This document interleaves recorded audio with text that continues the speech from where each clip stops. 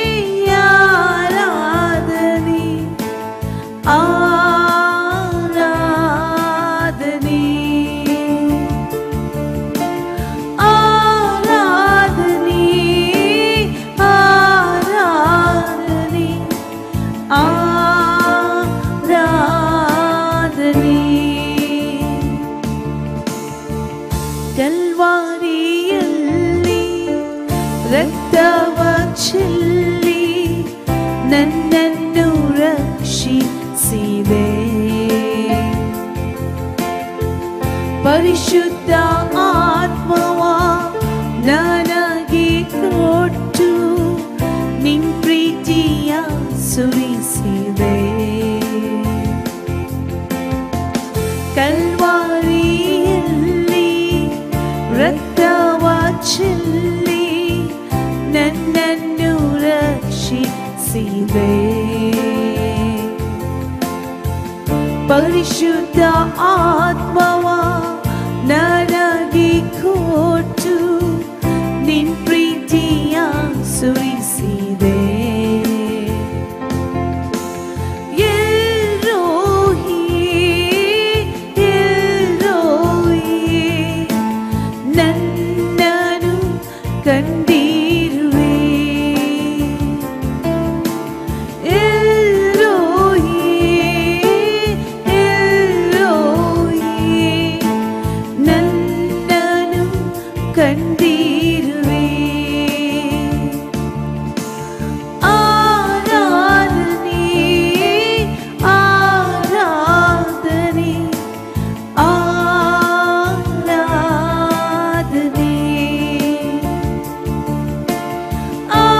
ಆರಾಧನೆ ಆರಾಧನೆ ಆರಾಧನೆ. ನನ್ನ ತಂದೆ ನನ್ನ ತಂದೆ ನನ್ನನು ಕಂಡಿರುವೆ. ನನ್ನ ತಂದೆ ನನ್ನ ತಂದೆ ನನ್ನನು ಕಂಡಿರುವೆ. ನನ್ನ ಯೇಸುವೇ ನನ್ನ ಯೇಸುವೇ ನನ್ನನು ನಡೆಸಿದೆ. ನನ್ನ ಯೇಸುವೇ ನನ್ನ ಯೇಸುವೇ ನನ್ನನು ನಡೆಸಿದೆ. ಆರಾಧನೆ ಆರಾಧನೆ ಆರಾಧನೆ. ಉನ್ನತನೇ ನಿನ್ನನ್ನೇ ನಂಬಿ ನಾ ಜೀವಿಸುವೆ. ಮಹೋನ್ನತನೇ ನಿನ್ನನ್ನೇ ನಂಬಿ ನಾ ಬಾಳುವೆ. ಉನ್ನತನೇ ನಿನ್ನನ್ನೇ ನಂಬಿ ನಾ ಜೀವಿಸುವೆ. ಮಹೋನ್ನತನೇ ನಿನ್ನನ್ನೇ ನಂಬಿ ನಾ ಬಾಳುವೆ.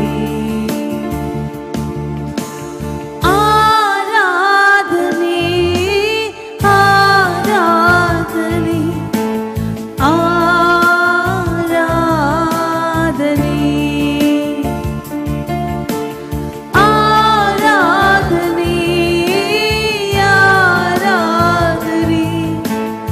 ಆರಾಧನೆ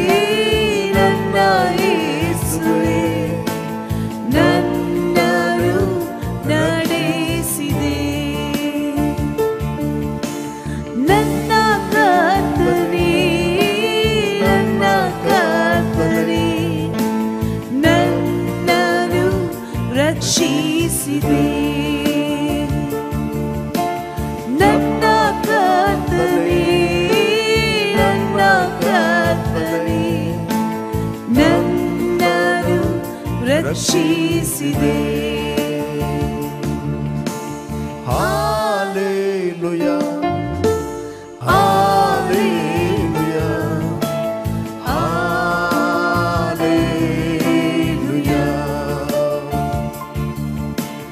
ಹಾಲೆಲೂಯಾ,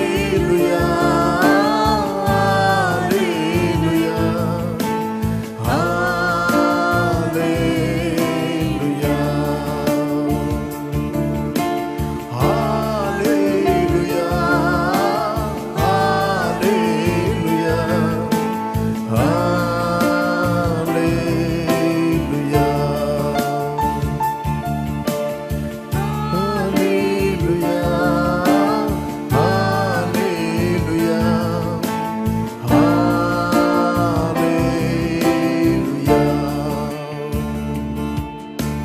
ನನ್ನ ತಂದೆಯೇ, ನನ್ನ ತಂದೆಯೇ, ನನ್ನನು ಕಂಡಿರುವೆ. ನನ್ನ ತಂದೆಯೇ, ನನ್ನ ತಂದೆಯೇ, ನನ್ನನು ಕಂಡಿರುವೆ. ನನ್ನ ಯೇಸುವೇ, ನನ್ನ ಯೇಸುವೇ, ನನ್ನನು ರಕ್ಷಿಸಿದೆ. ನನ್ನ ಯೇಸುವೇ, ನನ್ನ ಯೇಸುವೇ, ನನ್ನನು ರಕ್ಷಿಸಿದೆ. Thank you, Lord. Glorify your name, O Lord. Magnify your name, O Lord. Thank you, Holy Spirit. Rejoice, O Lord. There is fullness of joy in a ಸನ್ನಿಧಿಯಲ್ಲಿ ಪರಿಪೂರ್ಣವಾದ ಸಂತೋಷ. ತಂದೆ, ನಮ್ಮ ಹೃದಯವು ತೆರೆಯಲ್ಪಟ್ಟಿದೆ, ನಮ್ಮ ಕಿವಿಗಳು ತೆರೆಯಲ್ಪಟ್ಟಿದೆ. ನಾವು ನಿನ್ನಿಂದ ಕೇಳುತ್ತೇವೆ, ನಿನ್ನಿಂದ ಹೊಂದುತ್ತೇವೆ, ನಿನ್ನಿಂದ ನಡೆಸಲ್ಪಡುತ್ತೇವೆ. ಥ್ಯಾಂಕ್ ಯು ತಂದೆ. ಎಲ್ಲ ಮಹಿಮೆಯನ್ನು ನಾವು ನಿನಗೆ ಸಲ್ಲಿಸ್ತಾ ಇದ್ದೇವೆ. ಪ್ರತಿಯೊಂದು ಹೃದಯಗಳು ಪ್ರಜ್ವಲಿಸಲ್ಪಡಲಿ, ಪ್ರತಿಯೊಂದು ಆಂತರ್ಯಗಳು ಉತ್ತೇಜನ ಹೊಂದಲಿ. ಯೇಸು ನಾಮದಲ್ಲಿ ತಂದೆ, ಆಮೆನ್, ಆಮೆನ್, ಆಮೆನ್.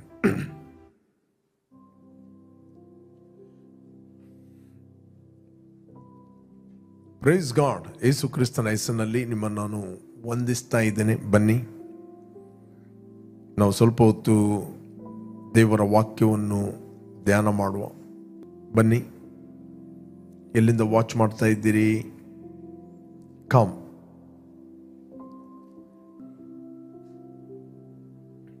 ನೀವು ಅಭಿಷಕ್ತರಾದ ಕಾರಣ ನೊಗಗಳು ಮುರಿಯಲ್ಪಡುವ. ನೀವು ಅಭಿಷಕ್ತರಾದ ಕಾರಣ, ಬಿಕಾಸ್ ಆಫ್ ದ ಅನಾಯಿಂಟಿಂಗ್. ಅದರ ಅರ್ಥ ಬಾರ್ನ್ ಅಗೇನ್ ಆದ ಪ್ರತಿಯೊಬ್ಬ ವ್ಯಕ್ತಿ, ಹೊಸದಾಗಿ ಹುಟ್ಟಿದ ಪ್ರತಿಯೊಬ್ಬ ವ್ಯಕ್ತಿ, ಆತನು ಕ್ರಿಸ್ತನಲ್ಲಿ ಅಭಿಷಕ್ತನಾಗಿದ್ದಾನೆ. Praise God. It's anointed. ಇಲ್ಲಿ ಮಾತಾಡುವಂಥದ್ದು ಅಭಿಷೇಕ ಬಿದ್ದು ನೊಗ ಮುರಿಯುವಂಥದ್ದಲ್ಲ. ಇದರ ಅಂಡರ್ಸ್ಟ್ಯಾಂಡಿಂಗ್ ಎಂಬುವಂಥದ್ದು very very important. Born again ಆದ ಪ್ರತಿಯೊಬ್ಬ ವ್ಯಕ್ತಿ ಆತನು ಅಭಿಷಕ್ತನಾಗಿದ್ದಾನೆ. ಈ ಯೆಶಾಯನ ಗ್ರಂಥದಲ್ಲಿ ಬರೆದ ಈ ಪ್ರವಾದನ ವಾಕ್ಯ, ಇದು ದ ಪ್ರಾಫೆಟಿಕ್ ಸ್ಕ್ರಿಪ್ಚರ್, ಪ್ರವಾದನಾತ್ಮಕ ವಾಕ್ಯ. ಆ ದಿನದಲ್ಲಿ, ಆ ದಿನ ಅಂತ ಹೇಳಿದ್ರೆ ಆ ದಿನ ಇವತ್ತು ಬಂದಿದೆ. ಅವರು ಹೊರಿಸಿದ ಹೊರೆಯು ನಿಮ್ಮ ಬೆನ್ನಿನಿಂದಲೂ, ಹೊಡೆದ ನೊಗವು ಕತ್ತಿನಿಂದಲೂ ತೊಲಗುವು. ನೀವು ಪುಷ್ಟರಾದ ಕಾರಣ ನೊಗವು ಮುರಿದು ಹೋಗುವುದು. Praise God. ಇಲ್ಲಿ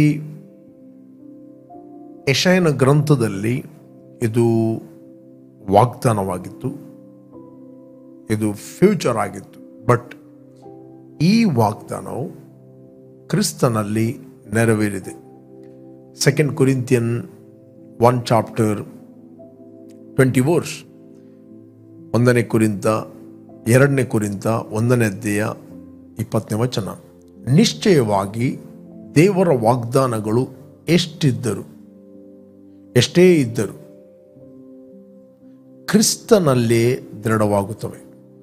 ಆದ ಕಾರಣ ದೇವರ ಪ್ರಭಾವವು ಪ್ರಕಾಶವಾಗುವುದಕ್ಕೋಸ್ಕರ ಆತನ ಮೂಲಕ ನಾವು ಆಮೇನ್ ಎಂದು ಹೇಳುತ್ತೇವೆ. For all the promises of God in him are yes, and in him amen, to the glory of God through us. ನಿಶ್ಚಯವಾಗಿ ದೇವರ ವಾಗ್ದಾನಗಳು ಎಷ್ಟೇ ಇದ್ದರು ಅದು ಕ್ರಿಸ್ತನಲ್ಲಿ ದೃಢವಾಗುತ್ತವೆ. Praise God. ಆದ ಕಾರಣ ದೇವರ ಪ್ರಭಾವ, ದೇವರ ಮಹಿಮೆ ಪ್ರಕಾಶವಾಗುವುದಕ್ಕೋಸ್ಕರ ಆತನ ಮೂಲಕ ನಾವು ಆಮೇನ್ ಎಂದು ಹೇಳುತ್ತೇವೆ. ನಾವು ಎಲ್ಲದಕ್ಕೆ ಆಮೇನ್ ಅಂತ ಹೇಳುವವರಲ್ಲ. ನಾವು ಆಮೇನ್ ಅಂತ ಹೇಳುವವರು ರೈಟ್ ಆದ ವರ್ಡ್ ಬಂದಾಗ ಮಾತ್ರ. ಎಲ್ಲದಕ್ಕೆ ನಾವು ಆಮೇನ್ ಹೇಳಲಿಕ್ಕೆ ಆಗುವುದಿಲ್ಲ. ಓಕೆ, ಕೆಲವರು ಎಲ್ಲದಕ್ಕೆ ಆಮೇನ್ ಆಮೇನ್ ಆಮೇನ್ ಹೇಳ್ತಾರೆ. ನೋ, ಓಲ್ಡ್ ಟೆಸ್ಟಮೆಂಟ್ ನಾವು ನೋಡ್ತೇವೆ, ದ ಫುಲ್ ಆಫ್ ಪ್ರಾಮಿಸಸ್, ವಾಗ್ದಾನಗಳು. But New Testament is a fulfilment. You are the fulfilment of that promise. ನೀವು ಆ ವಾಗ್ದಾನದ ಫಲವಾಗಿದ್ದೀರಿ. ನೀವು ಆ ವಾಗ್ದಾನದ ಫ್ರೂಟ್ ಆಗಿದ್ದೀರಿ, ಫಲ. ಪ್ರೈಸ್ ಗಾಡ್, ಫುಲ್ಫಿಲ್ಮೆಂಟ್ ಆಗಿದೆ. ಓಕೆ, ನೆಕ್ಸ್ಟ್, ನೀವೇ ಕರ್ತನ ದೇವರ ಪ್ರಭಾವವಾಗಿದ್ದೀರಿ. You are the glory of God. Okay, amen ಅಂತ ಹೇಳಿದರೆ ಕ್ರಿಸ್ತನಲ್ಲಿ ನಾನು ದೇವರ ಮಗನಾಗಿದ್ದೇನೆ. I am the body of Christ ಅಂತ ಹೇಳುತ್ತಿರುವಾಗ ನೀವು ಹೇಳ್ತೀರಿ ಆಮೆನ್. ಆಮೆನ್ ಅಂತ ಹೇಳುತ್ತಿರುವಾಗ ದೇವರ ಪ್ರಭಾವ, ನೀವು ಯಾರಾಗಿದ್ದೀರಿ ಕ್ರಿಸ್ತನಲ್ಲಿ ಅಲ್ಲಿ ಪ್ರಕಾಶಿಸ್ತೀರಿ. You are positioning yourself. ನಿಮ್ಮನ್ನು ನೀವು ಆ ಪೊಸಿಷನ್, ದ ಪ್ರೆಸೆಂಟ್ ಅವರ್, ನಿಮ್ಮ ಕಂಡೀಷನ್, ದ ಟ್ರೂತ್ ಮ್ಯಾನಿಫೆಸ್ಟ್ ಆಗುತ್ತದೆ. ಅದಕ್ಕೆ ಅಲ್ಲಿ ಮುಂದೆ ಬರೆಯಲ್ಪಟ್ಟಿದೆ, ನಾನು ಇದನ್ನು ಕಂಪ್ಲೀಟ್ ಓದ್ತೇನೆ. 21ನೇ, ನಮ್ಮನ್ನು ಅಭಿಷೇಕಿಸಿ ಕ್ರಿಸ್ತನ ಅನ್ಯೋನ್ಯತೆಯಲ್ಲಿ ಸೇರಿಸಿ ನಮ್ಮನ್ನು ನಿಮ್ಮೊಂದಿಗೆ ಸ್ಥಿರಪಡಿಸಿದವನು ದೇವರೇ. ನಮ್ಮನ್ನು ಅಭಿಷೇಕಿಸಿ ಕ್ರಿಸ್ತನ ಅನ್ಯೋನ್ಯತೆಯಲ್ಲಿ. ನಾವು he who establish us with you in Christ and has anointed us is God. Praise God. ನಮ್ಮನ್ನು ಅಭಿಷೇಕಿಸಿ, ಕೆಲವರನ್ನಂತ ಹೇಳುವುದಿಲ್ಲ, ನಮ್ಮನ್ನು, ಎಲ್ಲರೂ ನಮ್ಮನ್ನು ಅಭಿಷೇಕಿಸಿ ಕ್ರಿಸ್ತನ ಅನ್ಯೋನ್ಯತೆಯಲ್ಲಿ. ಕ್ರಿಸ್ತನ ಅನ್ಯೋನ್ಯತೆಯಲ್ಲಿ. ದ ಆಂಪ್ಲಿಫೈಡ್ ವರ್ಷನ್ ಓದಿದ್ರೆ ನಮಗೆ ಸಿಗ್ತದೆ, ಆಂಪ್ಲಿಫೈಡ್ ವರ್ಷನ್ ಅಲ್ಲಿ. But it is God who confirm and make as stead fast and establish as in joint fellowship with you in Christ, and has consecrated and anointed us, enduring us with the gift of the Holy Spirit. Fellowship ಅಂತ ಹೇಳಿದರೆ the participate ಅಂದರೆ partnership, partner, joint partner. The Bible ಹೇಳ್ತಿದೆ God is faithful. ದೇವರು ನಂಬಿಗಸ್ತನು, ಆತನು ನಮ್ಮನ್ನು ತನ್ನ ಮಗನ ಅನ್ಯೋನ್ಯತೆಗೆ ಕರೆದಿದ್ದಾನೆ. The fellowship. ಸ್ಪಿರಿಚುವಲ್ ವರ್ಲ್ಡ್ ಅಲ್ಲಿ we are partner with Christ. ಅಂದರೆ ಕ್ರಿಸ್ತನು ಶಿರಸ್ಸಾಗಿದ್ದಾನೆ, ಯೇಸು ಶಿರಸ್ಸಾಗಿದ್ದಾನೆ, ನಾವು ಬಾಡಿ ಆಗಿದ್ದೇವೆ. We are working together. ನಾವು ವರ್ಕಿಂಗ್ ಟುಗೆದರ್. ನಾವಿಲ್ಲದೆ ಯೇಸು ಏನು ಮಾಡುವುದಿಲ್ಲ, ಯೇಸು ಇಲ್ಲದೆ ನಾವು ಏನು ಮಾಡಲಿಕ್ಕೆ ಆಗುವುದಿಲ್ಲ. Praise God. ಏನು ಮಾಡಲಿಕ್ಕೆ ಆಗುವುದಿಲ್ಲ. ಅದಕ್ಕೆ ಬೈಬಲ್ ಹೇಳ್ತಿದೆ, ನಾವು ಆತನೊಂದಿಗೆ ಜೊತೆ ಕೆಲಸದವರು, ನೀವು ಹೊಂದಿದ ದೇವರ ಕೃಪೆಯನ್ನು ವ್ಯರ್ಥ ಮಾಡಬೇಡ್ರಿ ಎಂದು ನಿಮ್ಮನ್ನು ಎಚ್ಚರಿಸ್ತೇನೆ. This the grace of God. ಇದು ದೇವರ ಕೃಪೆ. ಇವತ್ತು ನಾವು ಕ್ರಿಸ್ತನಲ್ಲಿ ದೇವರ ಅನ್ಯೋನ್ಯತೆಯಲ್ಲಿರುವಂಥದ್ದು, ಕ್ರಿಸ್ತನಲ್ಲಿ ಕ್ರಿಸ್ತನ ಅನ್ಯೋನ್ಯತೆಯಲ್ಲಿ ಇರುವಂಥದ್ದು, ದೇವರು ನಮ್ಮನ್ನು ತನ್ನ ಮಗನ ಅನ್ಯೋನ್ಯತೆಗೆ ಕರೆದದ್ದು, ಅದು ಆತನ ಕೃಪೆ. It's the grace of god. ಈ ದೇವರು ಏನು ಮಾಡಿದ್ದಾನೆ ಕ್ರಿಸ್ತನಲ್ಲಿ ಅದನ್ನು ಒಪ್ಪುವುದು. Praise God. ಹಳೆ ಒಡಂಬಡಿಕೆಯಲ್ಲಿ ಅದು ವಾಗ್ದಾನವಾಗಿತ್ತು. ಹೊಸ ಒಡಂಬಡಿಕೆಯಲ್ಲಿ ಈ ವಾಗ್ದಾನ ಕ್ರಿಸ್ತನಲ್ಲಿ ನೆರವೇರಿದೆ. You are the anointed one. ಅದಕ್ಕೋಸ್ಕರ ನಿಮ್ಗೆ ಯಾವಾಗ ಈ ತಿಳುವಳಿಕೆ ಬರುತ್ತದೆ ಆತ್ಮ ಸಂಬಂಧವಾದದ್ದು, ಆಗ ನೀವು ಇದರ ಬಗ್ಗೆ ಜಾಸ್ತಿ ಆಲೋಚನೆ ಮಾಡೋದಿಲ್ಲ. ಈ ವಿಚ್ ಕ್ರಾಫ್ಟ್, ನೊಗಗಳು, ಬಾಂಡೇಜ್ಗಳು, ಇದರ ಬಗ್ಗೆ ನೀವು ಜಾಸ್ತಿ ಮೆಡಿಟೇಟ್ ಮಾಡೋದಿಲ್ಲ. ಅಫ್ಕೋರ್ಸ್ ನಾವು ಹೋರಾಟ ಮಾಡುವುದು ಮನುಷ್ಯ ಮಾತ್ರದವರ ಸಂಗಡ ಅಲ್ಲ. ನಾವು ಹೋರಾಟ ಮಾಡುವುದು ಮನುಷ್ಯ ಮಾತ್ರದವರ ಸಂಗಡ ಅಲ್ಲ. ಎಂಥ ಹೋರಾಟ ಇಲ್ಲಿ, ಎಂಥ ಹೋರಾಟ. ಓಕೆ, ಎಂಥ ಹೋರಾಟ. Ephesians 6 chapter 12 verse. Ephesians 6 chapter 12 verse. ನಾವು ಹೋರಾಡುವುದು ಮನುಷ್ಯ ಮಾತ್ರದವರ ಸಂಗಡವಲ್ಲ, ಅಂಕಲ್ ಅಂಟಿ ಚಿಕ್ಕಪ್ಪ ದೊಡ್ಡಪ್ಪನೊಟ್ಟಿಗೆ ಅಲ್ಲ ನಾವು ಹೋರಾಟ ಮಾಡೋದು, ನೆರೆಮನೆಯವರೊಟ್ಟಿಗೆ ಅಲ್ಲ. ನಾವು ಹೋರಾಡುವುದು ಮನುಷ್ಯ ಮಾತ್ರದವರ ಸಂಗಡವಲ್ಲ, ರಾಜ್ಯತ್ವಗಳ ಮೇಲೆಯೂ ಅಧಿಕಾರಿಗಳ ಮೇಲೆಯೂ ಅಂಧಕಾರದ ಲೋಕಾಧಿಪತಿಗಳ ಮೇಲೆಯೂ ಆಕಾಶ ಮಂಡಲದಲ್ಲಿರುವ ದುರಾತ್ಮ ಸೇನೆಯ ಮೇಲೆಯೂ ನಾವು ಹೋರಾಡುವರಾಗಿದ್ದೇವೆ. ಓಕೆ, ನಾವು ಹೋರಾಡುವಂಥ ವೈರಿ ನಿಮಗೊಂದು ಗೊತ್ತಿರಬೇಕು, ಅವನು ಆಲ್ರೆಡಿ ಸೋತವನಾಗಿದ್ದಾನೆ.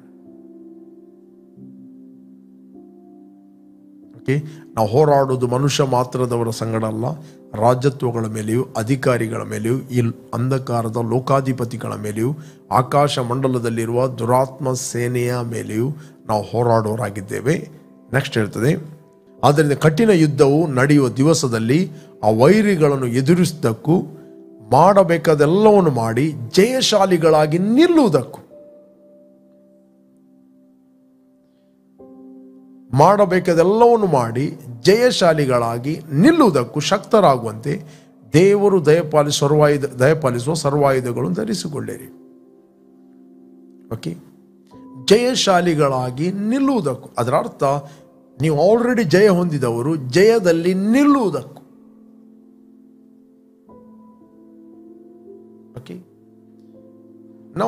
ನಾವು ಹೋರಾಟ ಮಾಡುವ ವೈರಿ ಸ್ಪಿರಿಚುವಲ್ ವರ್ಲ್ಡ್ ಅಲ್ಲಿ ಬಾರ್ನ್ ಅಗೇನ್ ಆದ ವ್ಯಕ್ತಿಯ ಮೇಲೆ ಅವುಗಳಿಗೆ ಅಧಿಕಾರ ಇಲ್ಲ. ಬೇಕಾದರೆ ನಾವು ಇನ್ನೊಂದು ವಚನವನ್ನು ಓದಿದ್ರೆ ನಮಗೆ ಸಿಗ್ತದೆ, ಕೊಲೇಷನ್ 2 chapter 14 verse. ಕೊಲೇಷನ್ 2 chapter 14 and 15. ಆತನು ನಮ್ಮ ಅಪರಾಧಗಳನ್ನೆಲ್ಲ ಕ್ಷಮಿಸಿ ನಮ್ಮ ಮೇಲೆ ದೋಷಾರೋಪಣೆ ಮಾಡಿದಂಥ ಆಜ್ಞಾರೂಪವಾಗಿದ್ದಂಥ ಪತ್ರವನ್ನು ಕೆಡಿಸಿ ಅದನ್ನು ಶಿಲುಬೆಗೆ ಜಡಿದು ಇಲ್ಲದಂತಾಗ ಮಾಡಿದನು. ಓಕೆ, 15ನೇ ವಚನ. ಆತನು ದೊರೆತನಗಳನ್ನು ಅಧಿಕಾರಗಳನ್ನು ನಿರಾಯುಧರನ್ನಾಗಿ ಮಾಡಿ, ಆತನು ದೊರೆತನಗಳನ್ನು ಅಧಿಕಾರಿಗಳನ್ನು ನಿರಾಯುಧರನ್ನಾಗಿ ಮಾಡಿ, God disarmed the principality and powers that war ranged against us and made a bold display and public example of them, and triumphing over them in him and in it, the cross. ಶಿಲುಬೆಯ ಮೇಲೆ ಅವುಗಳನ್ನು ಜಯಿಸಲ್ಪಟ್ಟವನಾಗಿ ಮೆರೆಸ್ತಾ ತೋರಿಸ್ತಾನೆ. ಇಲ್ಲಿ Bible ಇದೆ, ಆತನು ದೊರೆತನಗಳನ್ನು ಅಧಿಕಾರಿಗಳನ್ನು ನಿರಾಯುಧರನ್ನಾಗಿ ಮಾಡಿ, ಕಥಾರ್ಜ್ಯ, ಪ್ಯಾರಲೈಸ್. ಇನ್ನೊಂದು ವಾಕ್ಯ ಹೇಳ್ತದೆ, ಅವುಗಳಲ್ಲಿ ನೋ ವೆಪನ್ ಡಿಸ್ಆರ್ಮ್, ಅಂದರೆ ಆರ್ಮರೇ ಇಲ್ಲ, ಬಟ್ ಅವನಲ್ಲಿ ಇರುವಂಥದ್ದು ಒಂದೇ ಒಂದು ಸುಳ್ಳು, ದ ಲೈ. ಯಾಕಂದರೆ ಮನುಷ್ಯನು ಆತ್ಮಸ್ವರೂಪಿ, ಅವನಿಗೆ ಒಂದು ಪ್ರಾಣ ಇದೆ.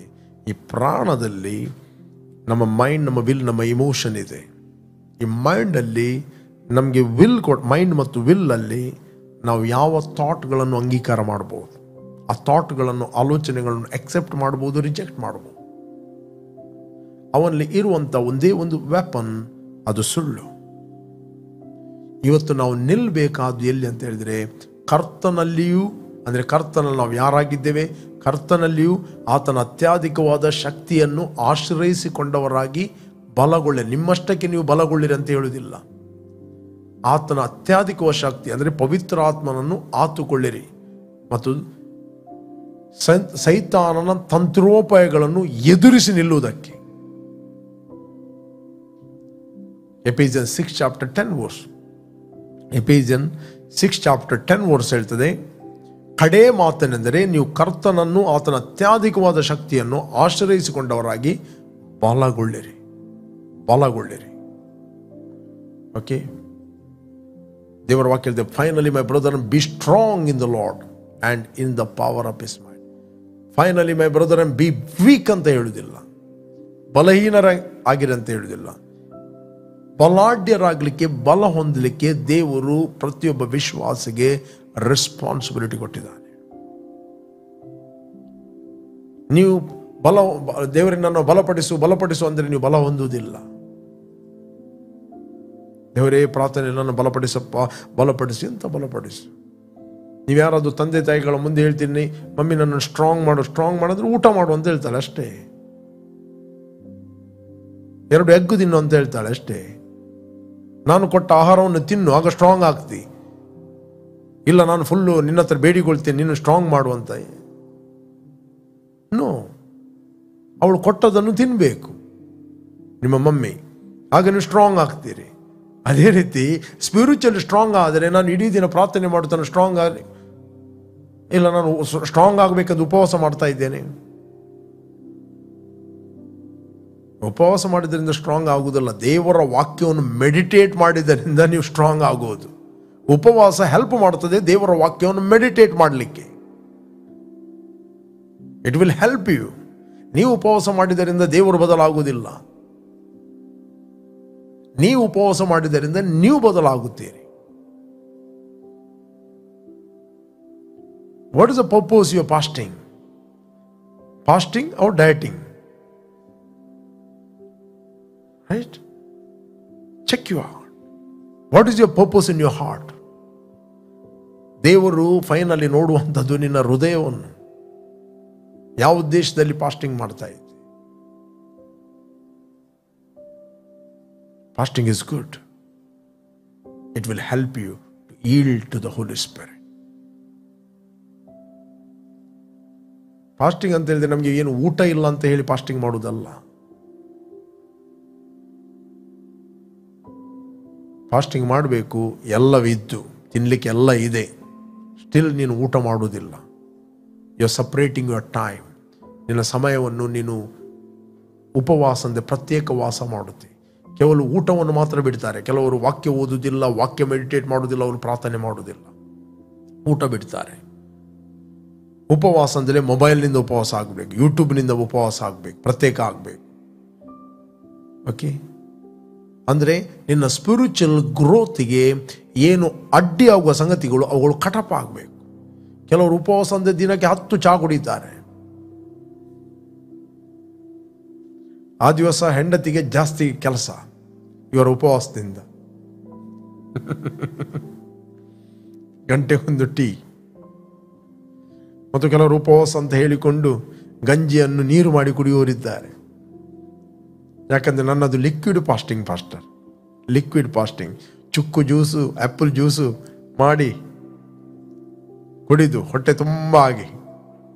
ಕೆಲವರು ಉಪವಾಸದಲ್ಲಿ ಗಟ್ಟಿಮುಟ್ಟಾಗ್ತಾರೆ. ಯಾಕಂತ ಹೇಳಿದ್ರೆ ಎಲ್ಲ ಫ್ರೂಟ್ಸ್ ಜ್ಯೂಸ್ಗಳು ಎಲ್ಲ ವಿಟಮಿನ್ ಇರೋದು ಗಂಜಿಯಲ್ಲೆಲ್ಲ, ಅದನ್ನು ತೆಲಿಯಲ್ಲಿ. ಕೆಲವರು ಮಿಕ್ಸಿಗೆ ಹಾಕಿಕೊಂಡು ಕೂಡ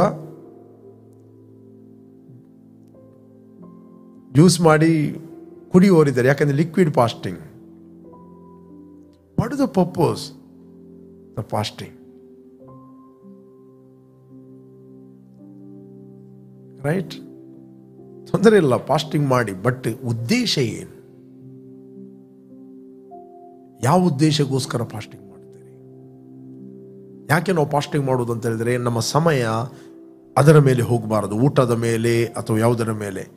we are spending more time in the presence of god. ದೇವರ ವಾಕ್ಯ ಓದೋದ್ರಲ್ಲಿ, ಅನ್ಯ ಭಾಷೆಯಲ್ಲಿ ಮಾತಾಡೋದರಲ್ಲಿ, ಮೆಡಿಟೇಟ್ ಮಾಡೋದರಲ್ಲಿ. ಯಾಕಂದ್ರೆ ಯಾವುದೇ ಡಿಸ್ಟರ್ಬೆನ್ಸ್ಗಳು ಆಗದಂತೆ. ಯಾವಾಗ ನಿಮಗೆ ದೇವರ ವಾಕ್ಯ ಅರ್ಥ ಆಗ್ತದೆ, ನೀವು ಅಂತರ್ಯದಲ್ಲಿ ಬಲಾಢ್ಯರಾಗುತ್ತೀರಿ. ಯಾವಾಗ ನಿಮಗೆ ದೇವರ ವಾಕ್ಯ ಅರ್ಥ ಆಗ್ತದೆ, ಆಗ ನೀವು ಸುಳ್ಳುಗಳನ್ನು ಎದುರಿಸ್ತೀರಿ. ಸೈತಾನ ಒಂದೇ ಉದ್ದೇಶ ಏನಂತ ಹೇಳಿದ್ರೆ, ನಿಮಗೆ ವಾಕ್ಯ ಅರ್ಥ ಆಗಬಾರದು. ಯಾವ ದಿವಸ ನಿಮಗೆ ಅರ್ಥ ಆಗ್ತದೆ, ಆ ದಿವಸ ನೀವು ಫ್ರೀಡಮ್ ಅಲ್ಲಿ ಚಲಿಸ್ತೀರಿ. ನಿಮ್ಗೆ ಗೊತ್ತಾ, ಬಿತ್ತುವನು ಬೀಜವನ್ನು ಬಿತ್ತುತ್ತಾ ಹೋದನು, ಕೆಲವು ಬೀಜ ದಾರಿ ಮಗ್ಗುಲಲ್ಲಿ ಬಿತ್ತು. ಅಂದ್ರೆ ಸೀರಿಯಸ್ನೆಸ್ ಇಲ್ಲ ದೇವರ ವಾಕ್ಯದಲ್ಲಿ. ಯಾವುದೋ ಉದ್ದೇಶದಿಂದ ವಾಕ್ಯ ಕೇಳ್ತಾರೆ. ಈ ವಾಕ್ಯವನ್ನು ನಾನು ಬಾಯಾಟ ಮಾಡಬೇಕು, ಬೇಗ ಪ್ರೀಚ್ ಮಾಡ್ಲಿಕ್ಕೆ ಉಂಟು ನೆಕ್ಸ್ಟ್ ವೀಕ್ ನನಗೆ. ಅದು ದಾರಿ ಮಗ್ಗುಲಲ್ಲಿ, ಬುರುಡೆಯಲ್ಲಿರುವಂತಹದ್ದು. ವಾಕ್ಯವನ್ನು ಅಂಡರ್ಸ್ಟ್ಯಾಂಡ್ ಅಂತ ಹೇಳಿದ್ರೆ ನೀನು ಅಪ್ಲೈ ಮಾಡುವಂಥದ್ದು, ನಿನ್ನ ಜೀವಿತದಲ್ಲಿ ಅದನ್ನು ಅಳವಡಿಸಿಕೊಳ್ಳುವಂಥದ್ದು. ಒಂದು ವೇಳೆ ನೀನು ಜೀವಿತದಲ್ಲಿ ಅದು ಅಳವಡಿಸಿಕೊಳ್ಳುವುದಿಲ್ಲ ಅಂತ ಹೇಳಿದ್ರೆ, ನೀನು ವಾಕ್ಯವನ್ನು ಕೇಳಿದ ಕೂಡಲೇ ಸೈತಾನು ಬರುತ್ತಾನೆ ಅದನ್ನು ಕದ್ದುಕೊಂಡು ಹೋಗಲಿಕ್ಕೆ. 13ನೇ 19ನೇ ವಚನದಲ್ಲಿ ನಾವು ಓದಿದ್ರೆ ನಮಗೆ ಸಿಗ್ತದೆ, ಮತ್ತಾಯನ ಬರೆದ ಸುವಾರ್ತೆಯಲ್ಲಿ, ಮ್ಯಾಥ್ಯೂ ಚಾಪ್ಟರ್ 13:19. ಬಿತ್ತುವನ ವಿಷಯವಾದ ಸಾಮ್ಯದ ಅರ್ಥವನ್ನು ಕೇಳ್ರಿ. ಯಾವನಾದರೂ ಪರಲೋಕ ರಾಜ್ಯದ ವಾಕ್ಯವನ್ನು ಕೇಳಿ ತಿಳುಕೊಳ್ಳದಿರುವಲ್ಲಿ ಸೈತಾನು ಬಂದು ಆ ಮನುಷ್ಯನ ಮನಸ್ಸಿನಲ್ಲಿ ಬಿತ್ತಿದ್ದನ್ನು ತೆಗೆದು ಹಾಕುತ್ತಾನೆ. ಈ ಮನುಷ್ಯನೇ ಬೀಜ ಬಿದ್ದ ದಾರಿ ಮಗ್ಗುಲಾಗಿರುವನು. When anyone hears the word of the kingdom and does not understand it, then the wicked one comes and snatches away what was sown in his heart. This is he who received seed by the wayside. ಹೇಗೆ ಕದ್ದು ಹೋಗ್ತಾನೆ? ನೀವು healing ಬಗ್ಗೆ ಕೇಳ್ತೀರಿ, okay, healing ಬಗ್ಗೆ ವಾಕ್ಯವನ್ನು ಕೇಳ್ತೀರಿ. Suddenly ನಿಮ್ಮ ದೇಹಕ್ಕೆ ಸಿಂಪ್ಟಮ್ಸ್ಗಳು ಬರ್ತವೆ.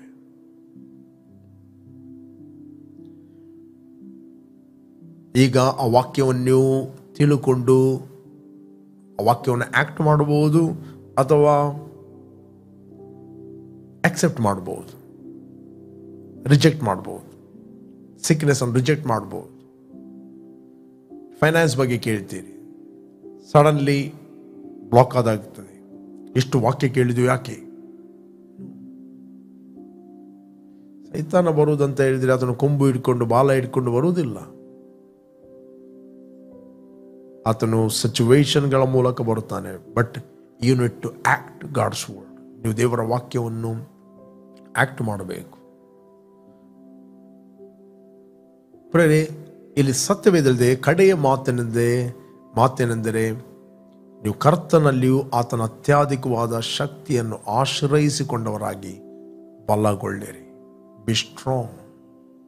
ನೀವು ಬಲಗೊಂಡರೆ ಮಾತ್ರ ಸೈತಾನನ ತಂತ್ರ, ಉಪಾಯ, ಪ್ಲಾನ್, ಸ್ಟ್ರಾಟರ್ಜಿ, ಸುಳ್ಳುಗಳನ್ನು ನೀವು ಎದುರಿಸ್ತೀರಿ. ಇಲ್ಲ ಅಂತ ಹೇಳಿದ್ರೆ ಕಾರ್ಪೆಟ್ ಹಾಕಿ ನೀವು ವೆಲ್ಕಮ್ ಮಾಡುತ್ತೀರಿ. ಹೇಗೆ ವೆಲ್ಕಮ್ ಮಾಡುತ್ತೀನಿ ಅಂತ ಹೇಳಿದರೆ, ನಿಮ್ಮ ಮನಸ್ಸಿಗೆ ಯಾವ ಥಾಟ್ ಬರ್ತದೆ, ನಿಮಗೆ ಏನು ಫೀಲ್ ಆಗ್ತದೆ, ಏನು ನೋಡ್ತೀರಿ, ನೀವು ಮಾತಾಡುತ್ತೀರಿ. ಯಾಕಂದರೆ ಜೀವ ಮತ್ತು ಮರಣ ನಾಲಿಗೆಯ ವಶದಲ್ಲಿದೆ. ನೀವು ಮಾತಾಡುವ ಪ್ರತಿಯೊಂದು ವಾಕ್ಯದ ವಿರುದ್ಧವಾಗಿರುವ ಮಾತು ದುಷ್ಟನಿಗೆ ನೀವು ಕಾರ್ಪೆಟ್ ಹಾಕಿ ವೆಲ್ಕಮ್ ಮಾಡುತ್ತೀರಿ. ನೀವು ಮಾತಾಡುವ ಪ್ರತಿಯೊಂದು ನಕಾರಾತ್ಮಕ ಮಾತು. ನಾಲಿಗೆ ಎಂಬುವಂಥದ್ದು ವೆರಿ ವೆರಿ ಪವರ್ಫುಲ್. ನಾಲಿಗೆಯ ಕನೆಕ್ಷನ್ ಪರಲೋಕಕ್ಕೆ ಇದೆ, ನಾಲಿಗೆಯ ಕನೆಕ್ಷನ್ ನರಕಕ್ಕೆ ಇದೆ. ನಾವು ಎರಡು ಲೋಕದಲ್ಲಿ ಜೀವಿಸ್ತಾ ಇದ್ದೇವೆ, ಕಾಣುವ ಲೋಕ, ಕಾಣದ ಲೋಕ. ಬಟ್ ನಾಲಿಗೆಯ ಕನೆಕ್ಷನ್ ಪರಲೋಕಕ್ಕಿದೆ, ನರಕಕ್ಕಿದೆ. ನರಕ ನಿನ್ನ ನಾಲಿಗೆಗೋಸ್ಕರ ವೇಟ್ ಮಾಡ್ತಾ ಇದೆ. ನೇರವಾಗಿ ಇಲ್ಲಿ ಏನು ಹಾಕಲಿಕ್ಕೆ ಆಗೋದಿಲ್ಲ. The tongue is very very powerful. Death and life are in the power of your tongue ಅಂತ ಹೇಳ್ತಾರೆ. ಪವರ್ ಇರುವಂಥದ್ದು ಸೈತಾನಲ್ಲಿ ಅಲ್ಲ, ನಿಮ್ಮ ನಾಲಿಗೆಯಲ್ಲಿ. ನಿಮ್ಮ ನಾಲಿಗೆಯ ಮುಖಾಂತರ ನೀವು ಅವನಿಗೆ ಪವರ್ ಕೊಡುವಂಥದ್ದು. ಅದರಿಂದ ನಾಲಗೆ ನರಕದಿಂದ ಬೆಂಕಿಯನ್ನು ಹಚ್ಚಿ ಪ್ರಪಂಚ ಎಂಬ ಚಕ್ರಕ್ಕೆ ಬೆಂಕಿ ಕೊಡ್ತಾಂತೆ ಮತ್ತು ತನ್ನ ಸ್ವಂತ ದೇಹವನ್ನು ಕೆಡಿಸ್ತದೆ. ಇವತ್ತು ಅನೇಕರು ರೋಗದಲ್ಲಿ ಕೆಟ್ಟು ಹೋಗಲಿಕ್ಕೆ ಕಾರಣ ಏನು? ನಾಲಗೆ. ಎಲ್ಲರೂ ವಾಕ್ಯವನ್ನು ಮಾತಾಡ್ತಾರೆ. ನೀವು ವೈಯಕ್ತಿಕವಾಗಿ ಹೇಗೆ ಮಾತಾಡುತ್ತೀವಿ, ವೆರಿ ವೆರಿ ಇಂಪಾರ್ಟೆಂಟ್. ಪರ್ಸನಲ್ ಆಗಿ ನೀನು ಹೇಗೆ ಮಾತಾಡುತ್ತಿ, ನೀನು ಒಬ್ಬನೇ ಇದ್ದಾಗ ಹೇಗೆ ಮಾತಾಡುತ್ತಿ, ಎಲ್ಲ ಕೌಂಟ್ ಆಗ್ತದೆ. ಯಾಕೋಬನ ಪತ್ರಿಕೆ 3:5 ಹೇಳ್ತದೆ, ನಾಲಗೆಯು, ಯಾಕೋಬ 3 ಚಾಪ್ಟರ್, ಹಾಗೆ ನಾಲಗೆಯು ಕೂಡ ಚಿಕ್ಕ ಅಂಗವಾಗಿದ್ದರೂ ದೊಡ್ಡ ಕಾರ್ಯಗಳನ್ನು ಕೊಚ್ಚಿಕೊಳ್ಳುತ್ತದೆ. ಓಕೆ, ನರಜಾತಿಯು ಸಕಲ ಜಾತಿಯ ಮೃಗ, ಪಕ್ಷಿ, ಕ್ರಿಮಿ, ಜಲಚಾರಗಳನ್ನು ಹತೋಟಿಗೆ ತರುವುದುಂಟು ಮತ್ತು ತಂದದುಂಟು. ಆದರೆ ನಾಲಗೆಯನ್ನು ಯಾವ ಮಾನವನು ಹತೋಟಿಗೆ ತರಲಾರನು. ಅದು ಸುಮ್ಮನಿಲ್ಲ ಇರಲಾರದ ಕೆಡುಕಾಗಿದೆ, ಮಾರಣಕರವಾದ ವಿಷದಿಂದ ತುಂಬಿದೆ. ಓಕೆ, 4ನೇ ವಚನವನ್ನು ಓದುವ. 6ನೇ ವಚನ, 6 ವರ್ಷ. ಎಷ್ಟು ಕೊಂಚ ಕಿಚ್ಚು ಎಷ್ಟು ದೊಡ್ಡ ಕಾಡನ್ನು ಉರಿಸ್ತದೆ ನೋಡಿ. ನಾಲಗೆಯು ಕಿಚ್ಚೆ, ನಾಲಗೆಯು ಅಧರ್ಮ ಲೋಕರೂಪವಾಗಿ ನಮ್ಮ ಅಂಗಗಳ ನಡುವೆ ಇಟ್ಟಿದೆ, ಅದು ದೇಹವನ್ನೆಲ್ಲ ಕೆಡಿಸ್ತದೆ. Mark this word, 3 chapter 6 word. ನಿಮ್ಮ ದೇಹವನ್ನು ಕೆಡಿಸುವುದು ಯಾರು ಅಲ್ಲ, ನಿಮ್ಮ ಸ್ವಂತ ನಾಲಗೆ. ಅದು ದೇಹವನ್ನೆಲ್ಲ ಕೆಡಿಸ್ತದೆ. ತಾನೇ ನರಕದಿಂದ ಬೆಂಕಿ ಹತ್ತಿಸಿಕೊಳ್ಳುತ್ತಾ ಪ್ರಪಂಚ ಎಂಬ ಚಕ್ರಕ್ಕೆ ಬೆಂಕಿ ಕೊಡುತ್ತದೆ. Tongue is very very powerful. Okay, ಅಲ್ಲಿ ಬಾಲಕನು ಬೀಲಾಮನಿಗೆ ಒಂದೇ ಹೇಳಿದ್ದು, ನನಗೋಸ್ಕರ ಬಂದು ಆ ಒಂದು ಜನಾಂಗವನ್ನು ಶಪಿಸು ಅಂತ. Please curse for me. ಶಪಿಸು. ಶಪಿಸುವುದಂದರೆ ದುರಾತ್ಮಗಳನ್ನು ಬಿಡುಗಡೆ ಮಾಡೋದು, ನೆಗೆಟಿವ್ ಇನ್ಫ್ಲುಯೆನ್ಸ್ ಅನ್ನು ಬಿಡುಗಡೆ ಮಾಡೋದು. ಅದಕ್ಕೆ ಬಾರ್ನ್ ಅಗೇನ್ ಆದವರಿಗೆ ಒಂದು ವಾಗ್ದಾನ ಇದೆ. ಹಳೆ ಒಡಂಬಡಿಕೆಯಲ್ಲಿ ಪ್ರಾಮಿಸ್, ನ್ಯೂ ಟೆಸ್ಟಮೆಂಟಲ್ಲಿ ಅದು ಫುಲ್ಫಿಲ್ಮೆಂಟ್. ನಿನಗೆ ವಿರುದ್ಧವಾಗಿ ಕಲ್ಪನೆ ಮಾಡಿದ, ಪ್ಲಾನ್ ಮಾಡಿದ, ಸ್ಟ್ರಾಟರ್ಜಿ ಮಾಡಿದ ಯಾವ ಆಯುಧವು ಜಯಿಸುವುದಿಲ್ಲ. 54 ಯೆಶಾಯ 17ನೇ ವಚನ. ಯೆಶಾಯ 54:17 ನಾವು ನೋಡ್ಲಿಕ್ಕೆ ಹೋದ್ರೆ ನಮಗೆ ಸಿಗ್ತದೆ. ಯೆಶಾಯ 54:17, ನಿನ್ನನ್ನು ಎದುರಿಸಲು ಕಲ್ಪಿಸಿದ ಯಾವ ಆಯುಧವು ಜಯಿಸದು. ನ್ಯಾಯ ವಿಚಾರಣೆಯಲ್ಲಿ ನಿನಗೆ ವಿರುದ್ಧವಾಗಿ ಏಳುವ ಪ್ರತಿಯೊಂದು ನಾಲಗೆಯನ್ನು ದೋಷಿ ಎಂದು ನೀನು ಖಂಡಿಸುವಿ. ಈ ಸ್ಥಿತಿಯೇ ಯೆಹೋವನ ಸೇವಕರ ಸ್ವಾಸ್ಥ್ಯವೂ ನಾನು ದಯಪಾಲಿಸುವ ಸಧರ್ಮ ಫಲವೂ ಆಗಿದೆ ಎಂದು ಯೆಹೋವನು ಅನ್ನುತ್ತಾನೆ. No weapon formed against you shall prosper, and every tongue which is rise against you in judgment you shall condemn. This is the heritage of the servant of the Lord, and their righteousness is from me, says the Lord. ಎಲ್ಲ ನಾಲಗೆಗಳನ್ನು ನಿರ್ದೋಷಿ ಎಂದು ಖಂಡಿಸುವಿ. Bible ಹೇಳ್ತದೆ, ನಾಲಗೆಯನ್ನು ಎದುರಿಸಲಿಕ್ಕೆ ಇರುವಂಥ ಒಂದೇ ಒಂದು ಅಸ್ತ್ರ, that is a faith. ನಂಬಿಕೆ ಎಂಬ ಗುರಾಣಿಯನ್ನು ಹಿಡ್ಕೊಳ್ರಿ. ಯಾಕೆ? ಕೆಡುಕನ ಅಗ್ನಿಬಾಣಗಳನ್ನು ಆರಿಸ್ತಕ್ಕೆ. ಕೆಡುಕನ ಅಗ್ನಿಬಾಣ ಯಾವುದು? ನಾಲಗೆ. ನಾಲಗೆ ನರಕದಿಂದ ಬೆಂಕಿಯನ್ನು ಹಚ್ಚಿ ಸಭೆಗೆ ಬರುವಾಗ ಅಥವಾ ಎಲ್ಲಿ ಹೋಗುವಾಗ ಕಿವಿಗಳು ಯಾವಾಗಲೂ ಗುರಾಣಿ ಹಿಡಿಯುವುದನ್ನು ಬಿಟ್ಟು ಓಪನ್. ಅನೇಕರ ನಾಲಗೆಗಳಿಗೆ, ಅನೇಕರ ನಾಲಗೆಗೆ ಇವರ ಕಿವಿ ಓಪನ್. ಇವೆಷ್ಟು ತಪ್ಪಾದ ನಾಲಿಗೆ ಕಿವಿ ಓಪನ್ ಮಾಡ್ತೀರಿ, ನಿಮ್ಮ ತಲೆಯ ಮೇಲೆ ನೀವು ಬೆಂಕಿಯನ್ನು ಹೊತ್ತಿಸಿಕೊಂಡು ಬಂದ ಹಾಗೆ. ಅದಕ್ಕೆ ಗುರಾಣಿ ಹಿಡಿಯಿರಿ. ಯಾರಾದರೂ ನಿಮಗೆ, ಪಾಸ್ಟರ್ ನನಗೆ ಅವರು ಮೂರ್ಖ ಹೇಳಿದರು, ಕಳ್ಳ ಹೇಳಿದರು, ಅದು ಅವರ ಪ್ರಾಬ್ಲಮ್. ಕಳ್ಳ ಹೇಳ್ತಾರೆ, ಮೂರ್ಖ ಹೇಳ್ತಾರೆ. ನಿನ್ಗೆ ಗೊತ್ತಿರಬೇಕು, ನಾನು ಕ್ರಿಸ್ತನಲ್ಲಿ ದೇವರ ಮಗನಾಗಿದ್ದೇನೆ. I know who I am, that's all. ಜನರ ನಾಲಿಗೆ ನಿನ್ನ ಬಗ್ಗೆ ಏನು ಹೇಳ್ತದೆ ಅದು ನೀನಲ್ಲ. ದೇವರ ವಾಕ್ಯ ನಿನ್ನ ಕುರಿತಾಗಿ ಏನು ಹೇಳ್ತದೆ ಅದೇ ನೀನು ಆಗಿದ್ದೆ ಅಂತ ಹೇಳ್ತಿರುವಾಗ ಆ ಸುಳ್ಳಿಗೆ ನೀನು ಗುರಾಣಿಯನ್ನು ಹಿಡಿಯುತ್ತಿ. ಒಂದು ವೇಳೆ ವಾಕ್ಯ ಎಂಬ ಗುರಾಣಿಯನ್ನು ನೀನು ಹಿಡಿಯುವುದಿಲ್ಲ ಅಂತ ಹೇಳಿದರೆ, ನೆಕ್ಸ್ಟ್ ನಿನಗೆ ನಿದ್ರೆ ಬರುವುದಿಲ್ಲ, ಟೆನ್ಷನ್. ಯಾಕಂದ್ರೆ ಆ ಬೆಂಕಿ ಹುರಿಯುತ್ತದೆ. ಹಳೆಯ ಕಾಲದಲ್ಲಿ ಏನು ಮಾಡ್ತಿದ್ದರಂತೆ, ಒಂದು ರಾಜ್ಯರು ಮತ್ತೊಂದು ರಾಜ್ಯರಿಗೆ ಯುದ್ಧಕ್ಕೆ ಹೋಗುವಾಗ ಅವರ ಬಾಣ ಇತ್ತು. ಆ ಬಾಣಕ್ಕೆ ತುದಿಯಲ್ಲಿ ಒಂದು ಬಟ್ಟೆಯನ್ನು ಕಟ್ಟಿ ಅದು ಎಣ್ಣೆಯಲ್ಲಿ ಅದ್ದಿ ಅದಕ್ಕೆ ಬೆಂಕಿ ಕೊಟ್ಟು ಅದನ್ನು ಬಿಡುವುದು. ಆಗ ಮನೆಗಳು ಹುಲ್ಲಿನ ಮನೆಗಳು, ಮಡಲಿನ ಮನೆಗಳು, ಓಕೆ, ಆ ಹುಲ್ಲಿನ ಮನೆಗಳಿಗೆ ಬಿದ್ದಾಗ ಆ ಮನೆಗಳೆಲ್ಲ ಹೊತ್ತಿ ಉರಿಯುತ್ತಿದ್ದವು. ಇವತ್ತು ನಾಲಗೆ ಎಂಬುವಂಥದ್ದು ಅದೇ ರೀತಿ. ನಾಲಗೆ ಎಂಬುದು ನರಕದಿಂದ ಬೆಂಕಿಯನ್ನು ಹಚ್ಚಿ ಪ್ರಪಂಚ ಎಂಬ ಚಕ್ರಕ್ಕೆ ಅದು ಬೆಂಕಿ ಕೊಡ್ತದೆ. ಆದ್ದರಿಂದ ಬಾರ್ನ್ ಅಗೇನ್ ಆದ ನಿಮಗೆ be careful about the tongue. ಇಡೀ ದಿನ ಕಮೆಂಟ್ಸ್ಗಳು, ಇಡೀ ದಿನ ತಪ್ಪಾದ ನಾಲಿಗೆಗಳಿಗೆ ಕಿವಿಗೊಡ್ಲಿಕ್ಕೆ ಹೋಗಬೇಡಿ ಇಂಟ್ರೆಸ್ಟಲ್ಲಿ.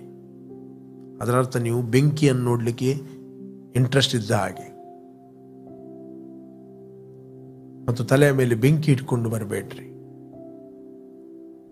ಯಾವಾಗಲೂ ವಾಕ್ಯ ಎಂಬ ಗುರಾಣಿಯನ್ನು ಹಿಡಿಯಿರಿ ಎಲ್ಲಿ ಹೋಗುವಾಗಲೂ. Praise God. ದೇವರ ವಾಕ್ಯ ನಿನ್ನ ಕುರಿತಾಗಿ ಏನು ಹೇಳ್ತದೆ ಅದೇ ನೀನು ಆಗಿದ್ದಿ. ಕ್ರಿಸ್ತನಲ್ಲಿ ನೂತನ ಸೃಷ್ಟಿಯಾಗಿದೆ. ಕ್ರಿಸ್ತನಲ್ಲಿ ನೀನು ಕ್ರಿಸ್ತನ ದೇಹವಾಗಿದೆ. ಕ್ರಿಸ್ತನಲ್ಲಿ ನೀನು ಅಭಿಷೇಕ್ತನು. Because of the anointing. ಯಾವ ನಾಲಿಗೆ ಬೆಂಕಿ ನಿಮ್ಮ ಹತ್ತಿರ ಬರುವುದಿಲ್ಲ, ಅದು ಮುರಿಯಲ್ಪಡುತ್ತದೆ. ನೊಗಗಳು ಮುರಿಯಲ್ಪಡುತ್ತವೆ. Praise God. ಓಕೆ, ನೀವು ಯಾರು ಫಸ್ಟ್ ಟೈಮ್ ವೀಕ್ಷಿಸ್ತಾ ಇದ್ದೀರಿ, ನಾನು ನಿಮಗೆ ಎನ್ಕರೇಜ್ ಮಾಡುತ್ತೇನೆ. ಇಷ್ಟರವರೆಗೆ ನೀವು ಯೇಸುವನ್ನು ರಕ್ಷಕನು ಒಡೆಯನೆಂದು ಅಂಗೀಕಾರ ಮಾಡದಿದ್ದರೆ ದಿಸ್ ದ ರೈಟ್ ಟೈಮ್.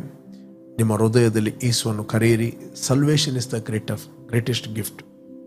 ಯಾರು ಆತನ ಅಂಗೀಕಾರ ಮಾಡುತ್ತಾರೋ, ಅಂದರೆ ಯೇಸುವಿನ ಹೆಸರಿನಲ್ಲಿ ನಂಬಿಕೆ ಇಡ್ತಾರೋ, ಅವರಿಗೆ ದೇವರ ಮಕ್ಕಳಾಗುವ ಅಧಿಕಾರ ಕೊಡ್ತಾರೆ.